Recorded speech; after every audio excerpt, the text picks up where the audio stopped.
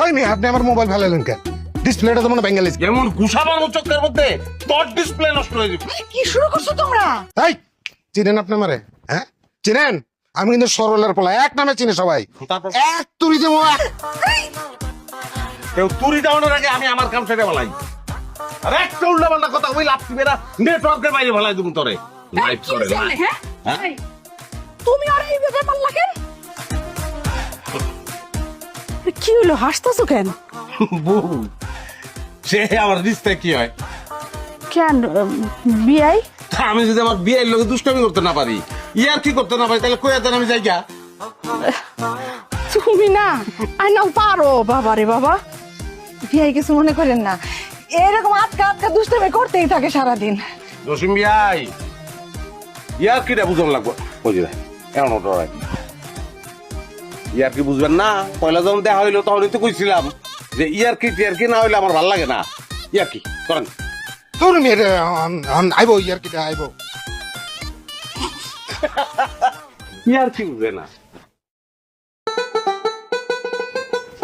শয়তান আসলে।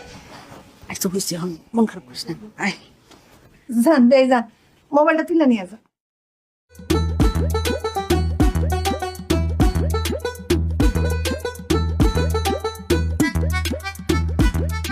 না রে ভাই, আগে ভিসাটা হাতে পান, আমি আপনার হাতে ভিসাটা তুলে দেই, তারপর টাকা দেন। কিন্তু ভিসা পাওয়ার লগে লগে দিবেন কিন্তু।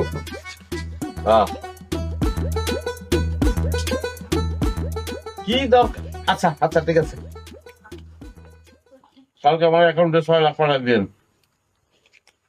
আর শুনেন, আপনি এখন তো সবকিছু রেডি থাকবেন, যে কোনো সময় আপনাকে ফ্লাইট হইব। হ্যাঁ ভাই রে, আমি আমার শ্বশুর বাড়ি আইছি, আমার শালার বিয়া, রাখেন তো ভাই। আগে আমারটা গেল না, আমারটা গেল। তার মানে যা বুঝতেছি আই ইনকাম ভালোই চলতেছে। হ্যাঁ, ইনকাম ভাই।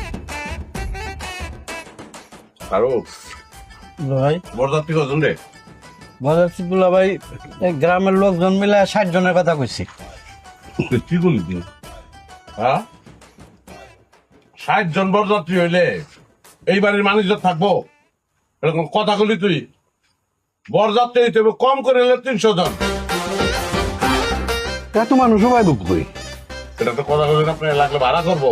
একটা ওভার পপুলেটেড কান্ট্রি, লোকজন পাওয়া বড় ব্যাপার। 300 বরযাত্রী ভাড়া করে বড় যাত্রী নেওয়ান লাগবো, এটা তুমি কেমন কথা কইতেছ?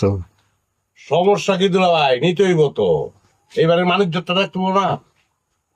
আমার শ্বশুর যখন বিয়া করতে গেছে,